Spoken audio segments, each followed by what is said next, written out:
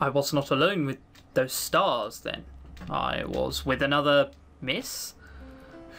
Dropping another into the fire, I watch its fall. My eyes lose some of their color. She was fair, young and human, a perfect miss. Such a charming girl, we would dance together and sing. Press close when unseen. Press close when unseen. So even those days, people were prejudiced. Two people together! How dare they? I was fascinated with her, I think, and so when she'd gotten melancholy, I brought her from town into those stars. I had the ache in my knees, knew the eventide would be crying, and had figured the beauty of it would settle her. The boy constricted his brow, chewing somewhat sadly.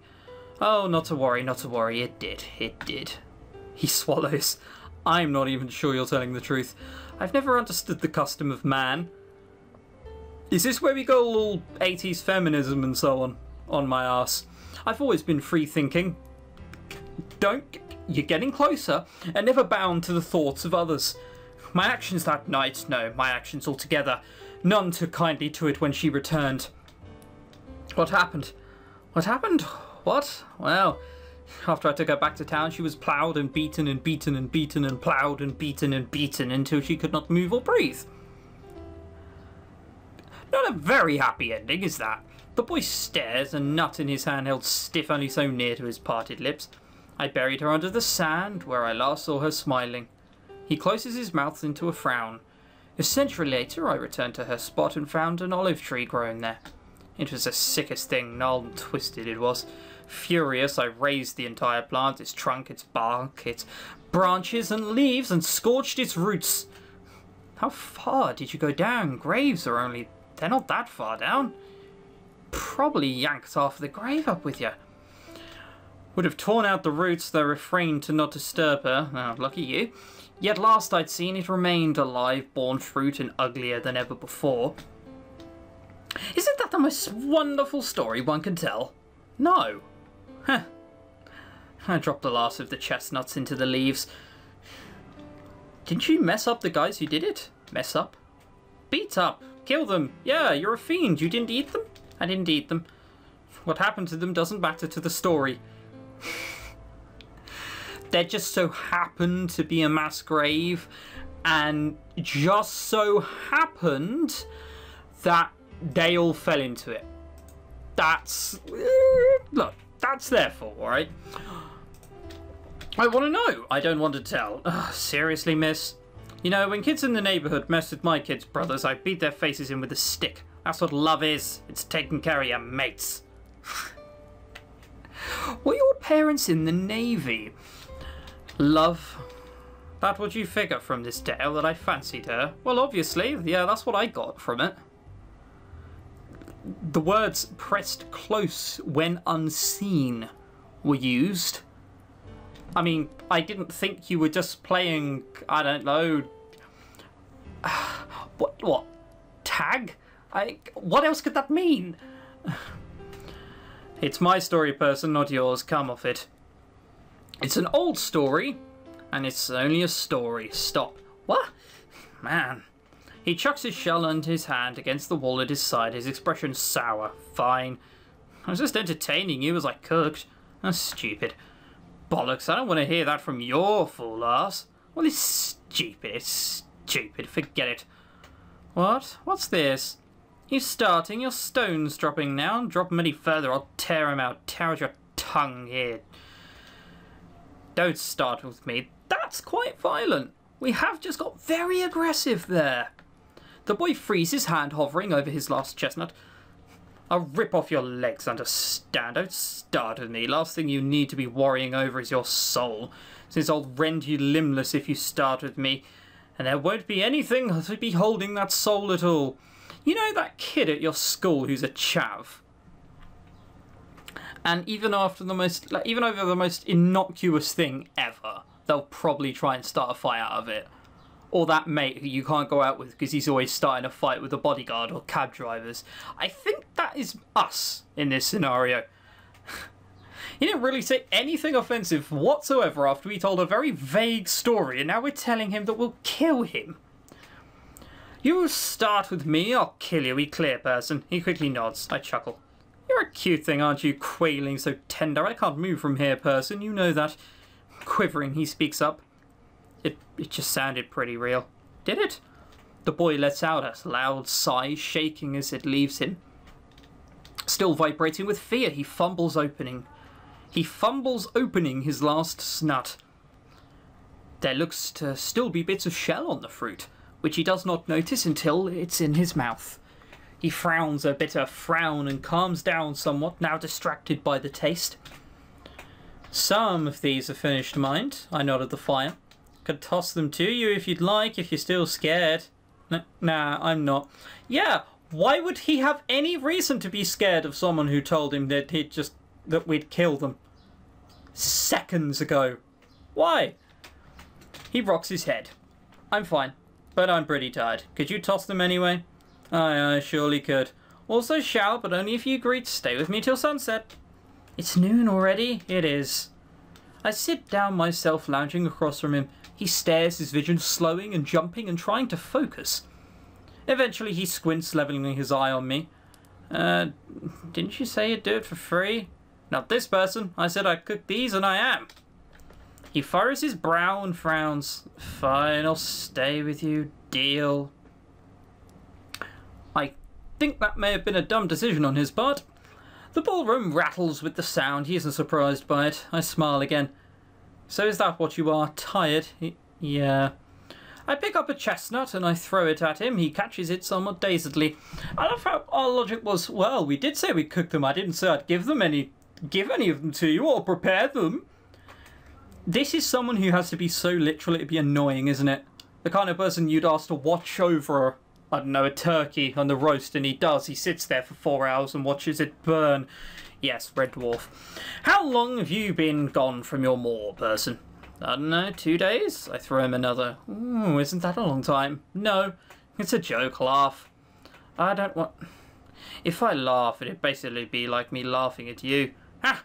Answer him with a greater joke instead of simply laughing. You really are a jester. A greater joke? I send one more his way. My existence. Grim way of putting it. My predicament and existence together are the greatest joke in all history.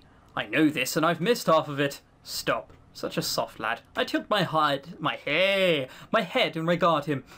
I keep leafing through my head book for the memory of another like you, but I'm finding nothing. And I have so many memories, did you know? So many travels, delights, regrets. Probably more regrets, like how we got stuck in here. A boy shouldn't be so soft. The world's so rough, it'll shake him ugly. Languidly breathing, the boy eases into his arms a little more. Or was it? It was a rough place. If you don't know Moors, maybe this world's also soft now.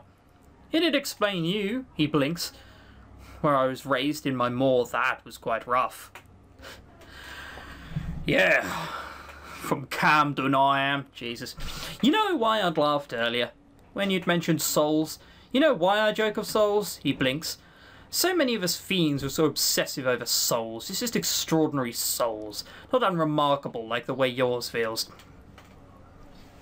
I'm not sure that's what you want to be telling him, calling him boring. I know he has to stay here. You want to make his stay at least somewhat pleasant, right?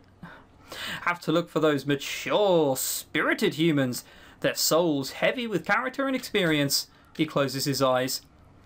A newborn soul, for example, won't do anything for you. It is special, though, yes.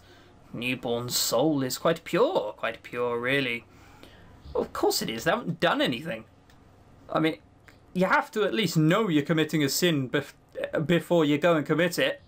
If you shit your pants, a baby is not going to know otherwise. It's not going to know that it's wrong. His back rises and falls. Passes non? Yeah. As per usual, long-time viewers of the channel know this. I grew up in Spain and now live in France. I don't speak a word of fucking French. I don't know what any of that means. I presume because of S non, it means it's French. So even my French accent sounds poncy. Ugh. You've no idea how many frowns you get every time you try and go to a supermarket and buy something. It's like, oh, God. An Anglais. Because they call it Angleterre, because, you know, fuck England, right? Exquisite. I chuck a chestnut at his hair. It bounces off and onto the ground. He doesn't even flinch. I look into the fire. I gaze into the fire. A fire. Is he hoping that he can just sleep his way through to sunset? The deal will be done. He's already eaten golden. These stupid things inside it. Psst, these stupid things. For a flash of a moment, I consider turning them to ash, but doing so would break my pact. No, it wouldn't. I still won't. I would rather burn this thing. This boy. Blast it. Should have grabbed him while he was at the edge. Would have been so simple. Or do I need his agreement to exchange his life for mine from the circle? Am I forgetting? Am I forgetting the conditions? This boy be damned for rekindling hopes in me. Press my hands into my face angry, roughly. I glare at him through parted fingers. I breathe out. I could just lunge out from here and take him. I'd do it, I would. I growl. My body still feels the sensation of when I last forced myself through the barrier. The searing into my marrow, the purging of my eyes, and I still would. I'd still lunge out from here. Short-term pain for another 200 years of solitude seems like a fair deal to me. I'd bloody well do it thrice to get out of this blighted circle. Why didn't I grab him before? He was at the edge. Why didn't you pull him in? Take him. I've forgotten so much. Oh, God. Got to cry to heaven. What? Is this what it was like, having passions? I want to die. I wanted to leave, but not anymore. If this is passion. I want to die. Getting very emo, aren't I? I sound like a good Charlotte singer. I'd bite my tongue again, burst blood and drown in myself. Nails in my wrists, tearing and dig and tug and pull out my bleeding throat again to... Whining silence every day. What's a day? 2 days, he said. What are days? What are months? What are years? I've been here centuries. Centuries! Was it longer? Did even centuries... Quiet settles in and the wind dashes the leaves. Scraping leaves, scrape, howl, raindrops falling again, embers in my hand and smoke. Sometimes I scream just to hear her voice again. What happened to my life? My jaw is quaking, my eyes are warm. I wish you hadn't come here. Taking my hands from my face, I look at this peaceful. He's so peaceful, isn't he? Peaceful little cunt. Ooh, we got a bit feisty there. I enjoy it when they do that. Wake up. I throw another chestnut at him, missing. Wake up! Another and another. See me curse? See me? This body, it does not grant a bloody piece of sleep. I take up a handful and toss them. I haven't slept a minute. Bastard, son of a slut, bitch, two-pence whore. I haven't slept a second. I've always been awake. 2 days, you miserable wretch. Had I only been here 2 days, I'd drink a pub dry. Damn you here. When you're dead, I'll find and spit on your grave. I'll plant an olive tree there, you rat bastard. I throw and throw and throw, missing and missing and missing. I hate you, I hate... Am I sobbing now? A fiend sobbing. Why? I drop my arms to the ground, crying in shakes. For the life of me, I can't remember a time ever crying. Going insane will do that to most people. I think that's what just happened. Did he secretly hear all of that? Are we now playing from the perspective of the boy? I'm feeling dizzy. I always feel dizzy when I'm waking up. My mouth's dry too. It's pretty awful. I smack my lips and rub my eyes. I'm still kind of tired. Was I tired? Oh yeah, get lost along the way to the Dales. Topmar, I didn't need that horse. He's so dumb. It would have just been better just walking alone. Spooked by a dang partridge. Seriously? He must have bolted about half a mile before bucking me off. I open my eyes and it looks like fog. I rub them again and notice that lady from before sitting in front of me. Is she asleep? Miss, you asleep? No. No, I just figured since her eyes were closed and all. I can't sleep. I look at her weird and flinch. Something rolled out of my hair. It drops to the ground. Looks like a shell. Probably a chestnut. Oh, it's a chestnut. I was right. I'm just a genius, I am. That's my problem.